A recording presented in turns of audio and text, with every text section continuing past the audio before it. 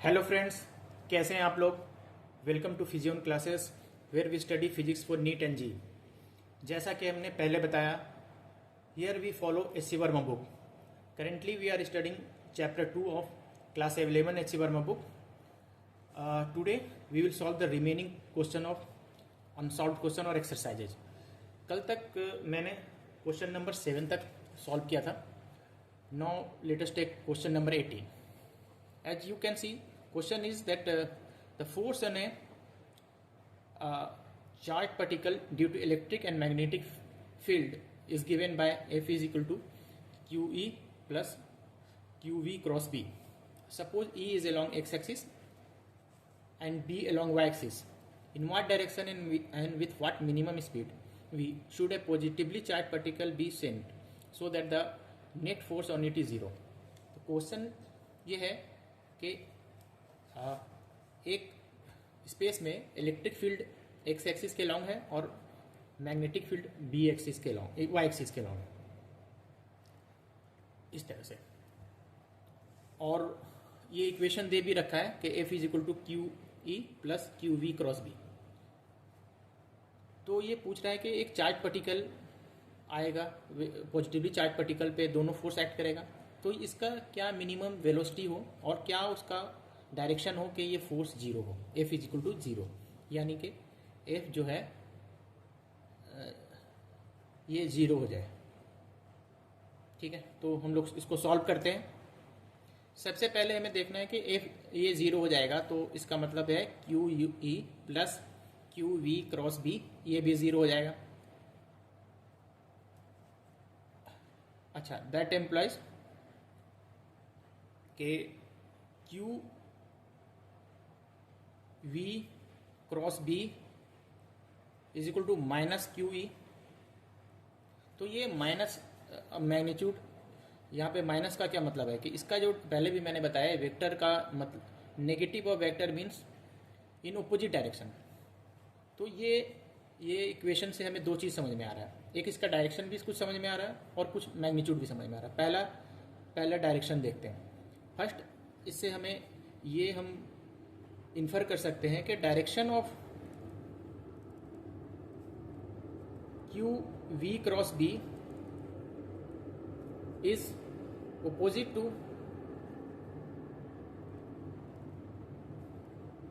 Q E. अच्छा, Q E का direction किधर है?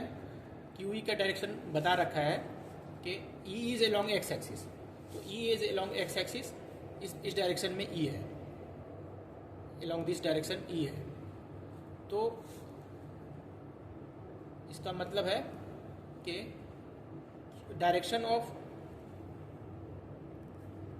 क्यू वी क्रॉस बी, ये जो वेक्टर है इसका क्या होगा, is along minus X axis, क्योंकि एक्स एक्सिस के अलोंग क्यू वी है, क्यू ई का डायरेक्शन है, तो इसका डायरेक्शन माइनस एक्स एक्सिस के अलोंग है, यानी इस डायरेक्शन में कहीं पे, इस डायरेक्शन में क्यू वी क्रॉस बी का डायरेक्शन होगा, और क्यू वी क्रॉस बी का डायरेक्शन वही होगा जो वी क्रॉस बी का डायरेक्शन होगा, यानी वी क्रॉस बी का direction minus negative X axis के अलोंग होगा। अब देखो, क्यू वी का डायरेक्शन हमने निकाल लिया, बी का डायरेक्शन पहले दे रखा है, तो हम लोग वी का डायरेक्शन तो निकाल लेंगे मेरा।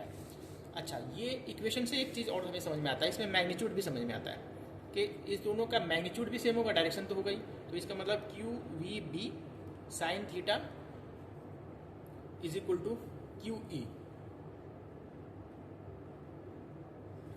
ठीक है, तो माइनस का मतलब उल्टा हो गया, तो ये क्यू यू कैंसिल कर दीजिए। दैट एम्प्लॉइज जो वेलोसिटी होगा E upon B sine theta, इतना होगा। ठीक है, अब ये हम इसको लिख लेते हैं, नोट कर लेते हैं। अब देखिए, अच्छा, हम लोगों ने एक चीज़ पहले ही निकाल लिया है कि v cross B should be along negative X axis, यानी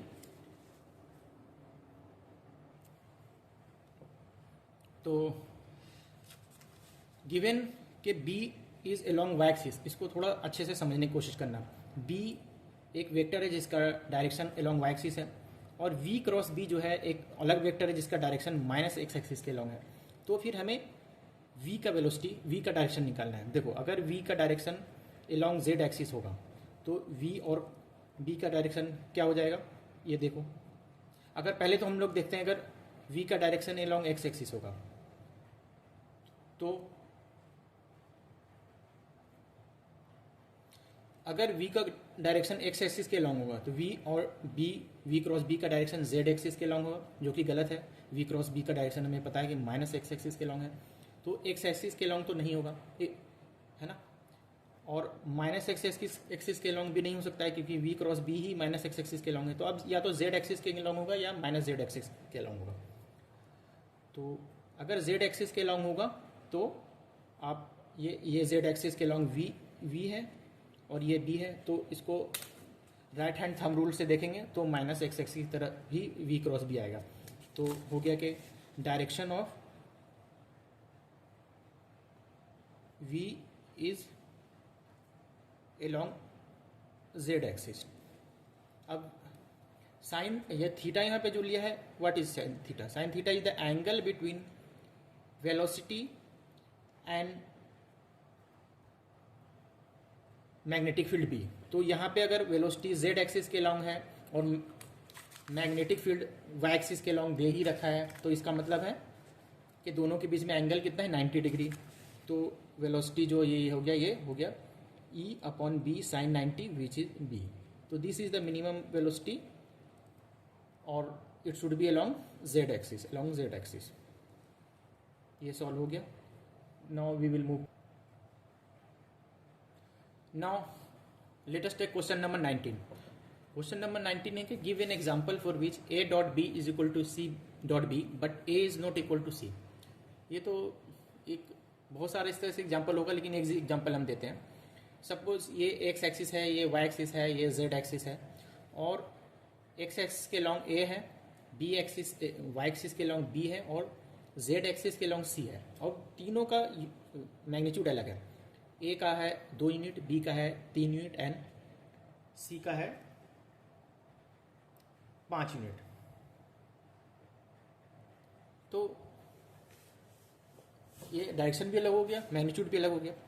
तो a डॉट बी यहाँ पे क्या होगा, क्योंकि a dot B will be 0, क्योंकि a डॉट बी के बीच में एंगल कितना है, 90 डिग्री है, म्यूचुअली परपेंडिकुलर है और cos 90 होता है 0, तो ये 0 हो जाएगा। सिमिलरली c डॉट बी कितना होगा, वो भी 0 हो जाएगा, cos 90 0 होता है। तो a dot B is equal to c dot B. ये सच एग्जाम्पल जो मैं दे के समझा रहा हूँ। इस तरह से आप और भी एग्जाम्पल बना सकते हो। तो this is not the only answer, this is just an example for which this is valid. तो आप अगर कुछ और एग्जाम्पल साइड कर रहे हो या कोई इंसान कोई और एग्जाम्पल साइड कर रहा है तो वो भी आंसर सही हो जाएगा। Okay, now let us take question number 22। Question number 22 में है कि electric current in a charging RC resistor capacitor circuit. ये सर्किट है जिसको हम लोग अच्छे से डिटेल में मॉडर्न फिजिक्स में पढ़ेंगे इन क्लास 12। अभी ये फॉर्मूला समझो, is given by I is equal to I naught E to the power minus T upon R C, where I naught R and C are constants. Find the rate of change of current at T is equal to 0, T is equal to R C and T is equal to 10 R C. तो अभी हमें ये समझना है कि एक equation दे रखा है, I is equal to I naught, ये कांस्टेंट है, e to the power minus T upon R C, यानी कि I there is a I is a function of t. ठीक है, टी के साथ वेरी करता है, माइनस टी है ये। अब हमें निकालना है rate of change of, find the rate of change of current. यहाँ पे विथ टाइम लिखना चाहिए, तो हालांकि लिखा नहीं विथ टाइम, मतलब ये क्वाइट अंडरस्टूड है कि ये रेट चेंज विथ टाइम हो रहा है। तो हमें d I over D t निकालना है। तो D I over D t is equal to I naught, ये तो कांस्टेंट है तो इसको बाहर ही निकाल लो, d minus T upon R C upon d t, ये तो होगा। अब देखो, इसको कोई भी डिफ्रेंशिएशन या इंटीग्रेशन का फॉर्मूला यूज़ करने के लिए पहले तो हमें जो फॉर्मूला है ये है डी, जो भी फंक्शन है, d f upon d t. ठीक, d e to the power है यहाँ पे, sorry e to the power ये। तो हमें हमारे पास जो फॉर्मूला है वो d e to the power x upon d x, तो यानी कि यहाँ जो है, जो पावर है वही यहाँ पे भी होना चाहिए। तो पहले हम उसको करते हैं, सेम लेके आते हैं, ऊपर जो है वही नीचे भी लेके आते हैं, तभी हम वो जो हमारे पास फॉर्मूला है उसको यूज़ कर पाएंगे। आई नॉट, ये ट्रिक है करने का, डिफ्रेंशिएशन को फॉर्मूला को यूज़ करने के लिए, माइनस, तो हमें यहाँ पे टी के बदले में क्या करना है पड़ेगा, minus T upon R C. ठीक है, ये इतना डी एक्स, यानी ये जो टर्म होगा वही यहाँ पे होगा, तभी तो हम फॉर्मूला यूज़ करेंगे। अब ये एक बार ऊपर इसको ले आओ, minus T upon R C, और हमारे पास डी टी तो है ही, इसको डिफ्रेंशिएट कर देंगे तो हमें इजीली ये डिफ्रेंशिएट हो जाएगा। वरना ऐसे बहुत डिफिकल्ट लगेगा डिफ्रेंशिएट करना, कि कैसे डिफ्रेंशिएट करें, इसका तो कोई फॉर्मूला नहीं, लेकिन इसको इस तरह से करते हैं, आई नॉट हो रही जाएगा। अब जो है ये आ गया आपका कि हम ई टू द पावर एक्स को अगर डी एक्स से डिफ्रेंशिएट करते हैं तो सेम ही रहता है, चेंज होता नहीं है, minus T upon R C हो गया। अब ये यहाँ से टर्म आ जाएगा, तो ये माइनस आर सी कॉमन है, तो minus one upon R C, sorry minus one upon R C ले लो आप, और डी टी को डिफ्रेंशिएट करोगे तो वन ही हो जाएगा। तो this is basically minus I naught upon R C e to the power minus T upon R C, ये d I over D t आया है। ठीक है, अब जितने भी टाइम पे पूछ रहा है वो यही फॉर्मूला यूज़ करके हम निकाल लेंगे। D I over D T हमारा क्या आया है minus I naught upon R C e to the power minus T upon R C. ठीक है, अब बाकी सबका वैल्यू तो दे ही रखा था, ए में क्या दे रखा है, at T is equal to zero, तो टी जीरो रखते हैं तो देखते कितना आता है, at T is equal to zero, d I over D t is equal to minus I naught R C e to the power minus zero. ठीक है,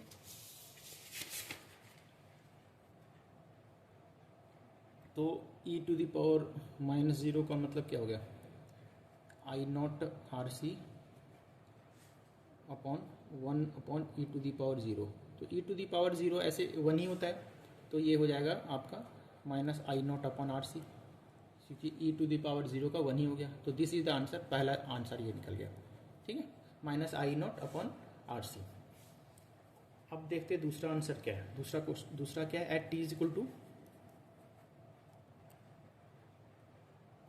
दूसरा बी ऑप्शन में क्या दे रखा है, at T is equal to, हमें कितने पे निकालना है, at T is equal to R C, T is equal to R C, इतना टाइम पे हमें निकालना है कि D I over D T क्या हुआ। तो D I over D T का फॉर्मूला भी हमारे पास है, क्या है, minus I naught R C upon e to the power minus T upon R C. तो हमें बस टी यहाँ पे आर सी रखना है, टी की जगह में, यही तो है, ये तो minus I naught upon R C रह जाएगा, e to the power minus R C upon minus R सी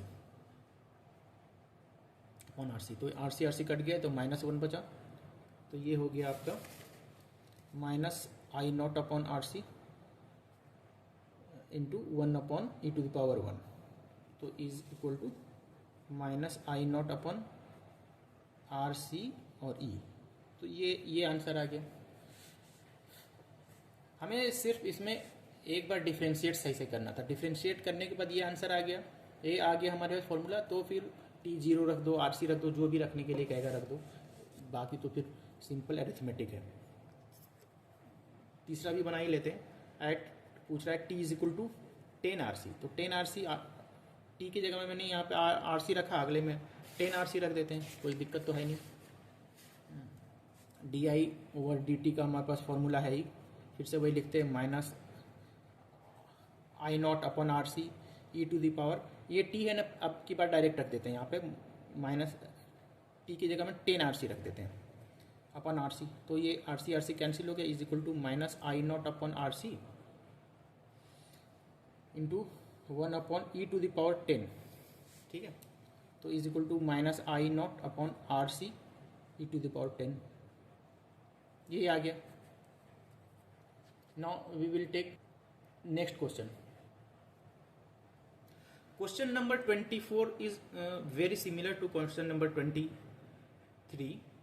नहीं sorry, question number 23 is very similar to question number 22 जो हम लोगों ने अभी सॉल्व किया। इसमें सिर्फ आई नॉट, आर और सी का वैल्यू दे रखा है।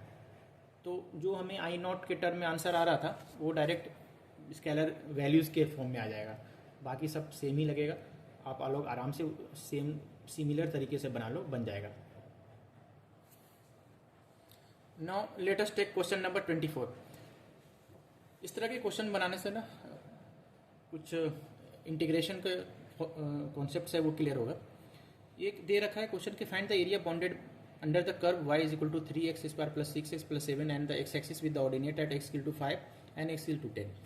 ये जब x 0 होगा यानी यहाँ पे, तो y का एक 7 होगा, तो यहाँ पे कहीं पे होगा, जिसको हम मान लेते हैं 7 यूनिट है y एक्सिस पे। ये y एक्सिस है, ये x एक्सिस है, और इस तरह से कुछ इस तरह से ये कर्व आगे जाएगा। तो ये पूछ रहा है x इज इक्वल टू 5 यानी x इज इक्वल टू 5 और ये x इज इक्वल टू 10। ये दोनों के बीच में तो जैसा कि हम लोग देख पा रहे हैं, क्वेश्चन है कि find the area bounded by the curve. ये कर्व है, ये कर्व है, and the X axis with the ordinate x equal to 5 and x equal to 5 यानी x इक्वल टू 5 और x इक्वल टू 5 ये दोनों यहाँ से यहाँ, ये यहाँ से यहाँ, ये जो डॉटेड एरिया दिखा रहा है ये एरिया को निकालना है हमें।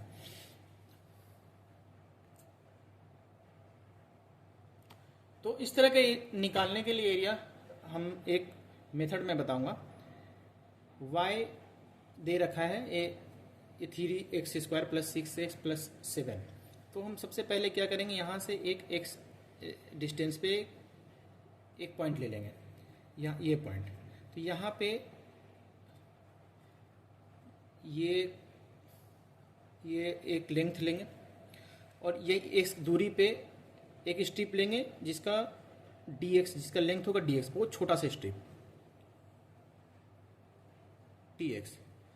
क्योंकि इसका x कोऑर्डिनेट x है तो y कोऑर्डिनेट यानी कि इतना जो लंबा है यहाँ से यहाँ तक कितना लंबा होगा, ये यहाँ से यहाँ, ये होगा y is equal to 3x square plus 6x plus 7। इस चीज़ को ध्यान दो, ये हमने एक यहाँ से x दूरी पे यानी कि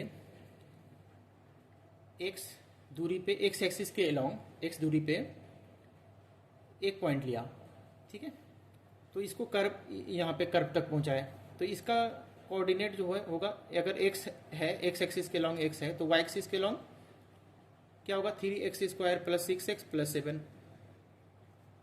तो यानी कि ये दूरी तो x है, लेकिन ये कितना होगा यहाँ से यहाँ तक, ये लेंथ होगा 3x square plus 6x plus 7।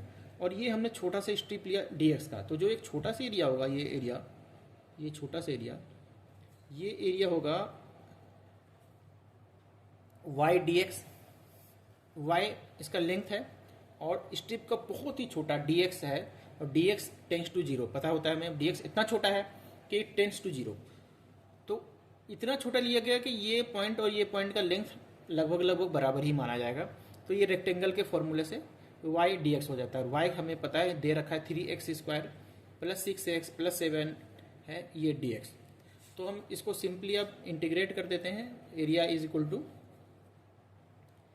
a1 to a2, ये 3x स्क्वायर dx इंटीग्रेशन 6 बाहर ले लेते हैं x dx plus integration 7 dx, ठीक है।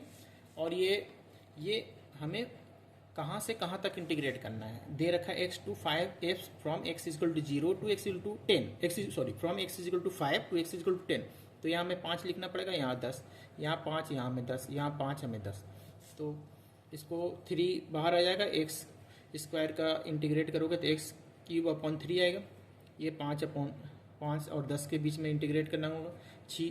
x dx का इंटीग्रेशन होता है x स्क्वायर अपॉन 2, ये भी 5 10 करना पड़ेगा, और x dx का इंटीग्रेशन होता है x, तो ये 5 और 10 के बीच में इंटीग्रेट करना पड़ेगा, ठीक है। तो ये आंसर कितना आ जाएगा, ये 3 इंटू 1000 अपॉन 3 माइनस 5 का 5 को 3 बार लिखोगे तो 125/3, ठीक है, प्लस 600/2 माइनस 25/2 प्लस 7 इंटू 10-5। तो ये आ जा रहा है लगभग 3 इंटू, ये इसको माइनस कर दोगे तो आ जाएगा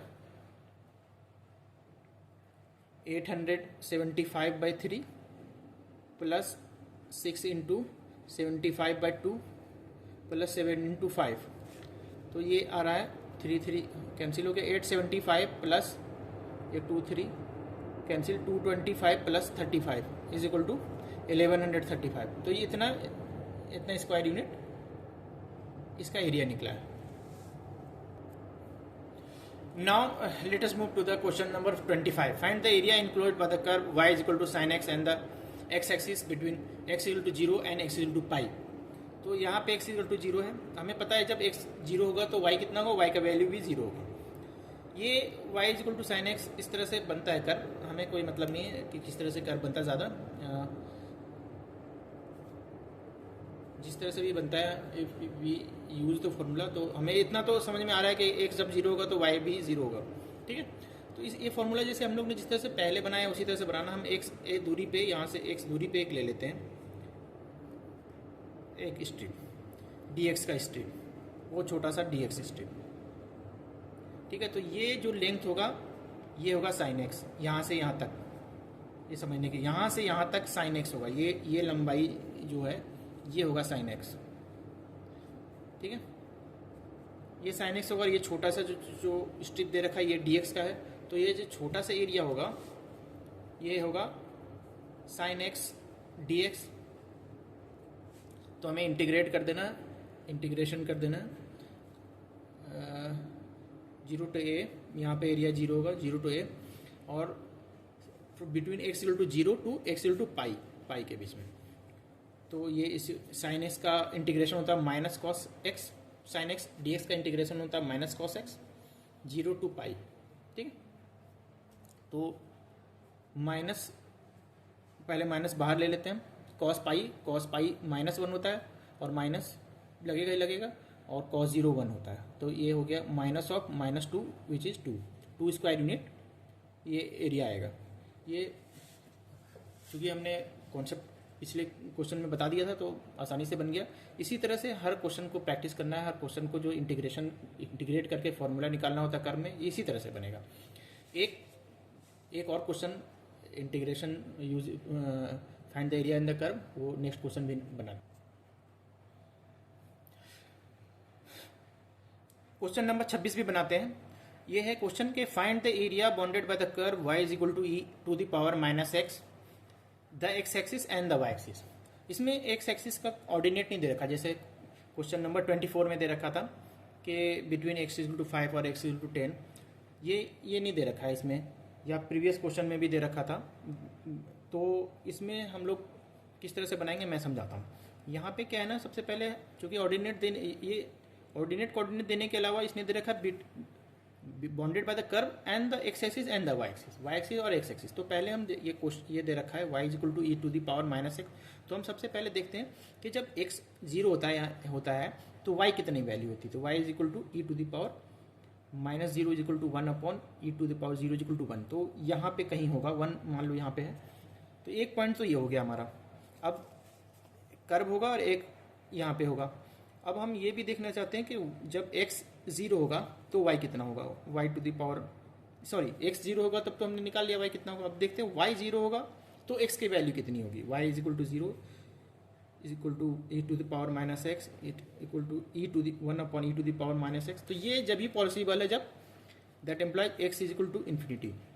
तो हमारे पास समझ लो 2 पॉइंट है। पहला है x is equal to 0 and y is equal to 1, और एक पॉइंट है x equal to infinity and y equal to 0, ठीक है। तो पहला ये हो गया। दूसरा हो गया x इन्फिनिटी पे y 0 होगा, यानी यहाँ पे कहीं पे इस तरह से कर्व आएगा और इस तरह से कहीं पे कट करेगा, कहीं इन्फिनिटी पे जाके टच होगा, ठीक है। तो ये हमें कर्व निकालना। तो सिमिलरली हमें यहाँ पे करना, x के दूरी पे हमें ले लेना। तो x के दूरी पे जब आप लोगे तो ये कितना बनेगा, ये बनेगा e to the power -x, ये लेंथ आएगा e to the power -x। यहाँ पे एक dx हम स्ट्रिप लेते हैं। तो वो जो एरिया बनेगा वो कितना बनेगा, e to the power minus x d x, ये तो एरिया बनेगा। ये तो आसान है समझने वाली, बस बात यहाँ पे इस क्वेश्चन में अलग यही था कि हमें किस किस किस के बीच में इंटीग्रेट करना है वो जानना था। ठीक है, तो एक लिमिट हो गया यहाँ से एक्स इक्वल टू जीरो, और दूसरा इन्फिनिटी, यानी एक्स का हमें जीरो टू इन्फिनिटी करना पड़ेगा जब आंसर आएगा।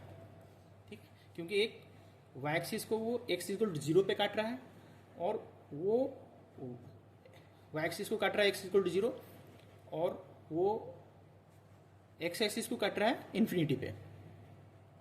ठीक है, वाई एक्सिस को यहाँ पे काट रहा है, तो उस पॉइंट पे एक्स का वैल्यू कितना होगा, जीरो।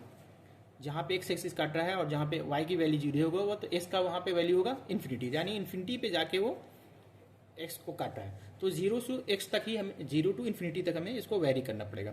तो ये हमें e to the power minus x, तो डी में भी माइनस एक्स कर दो, डी माइनस एक्स कर दो, और यहाँ पे माइनस बाहर ले आओ, तो इज इक्वल टू, मैंने पहले बताया था जो यहाँ पे होगा वही हमें यहाँ पे भी लिखना है, minus e to the power minus x और जीरो टू इन्फिनिटी।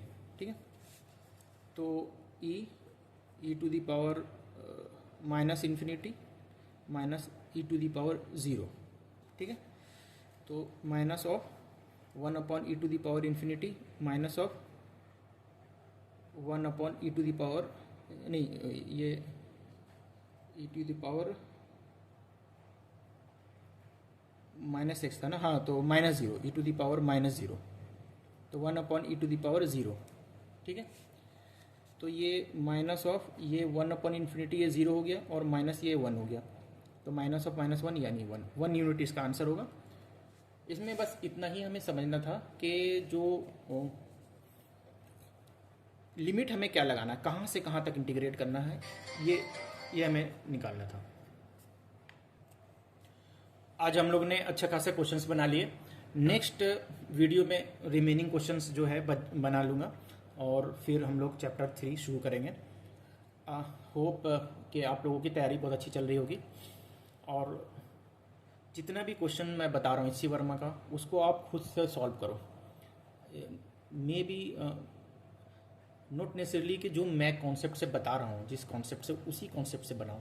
आपने जो भी कॉन्सेप्ट आप समझ पा रहे हो, आपका जो भी अंडरस्टैंडिंग हो रहा है, आपका जो भी तरीका डेवलप हो रहा है, जो भी मेथड डेवलप हो रहा है, आप उसी मेथड से बनाओ।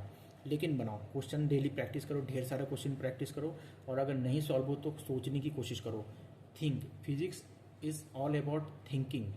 आप कितना विजुअलाइज कर सकते हो, कितना चीज़ों को देख सकते हो, वेव को देख सकते हो, मोशन को देख सकते हो, डिफ्रेंशिएशन, इंटीग्रेशन, उसको इमेजिन कर सकते हो।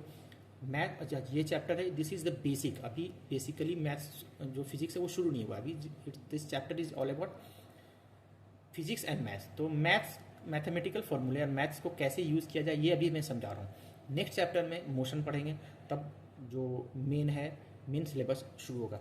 Thank you very much.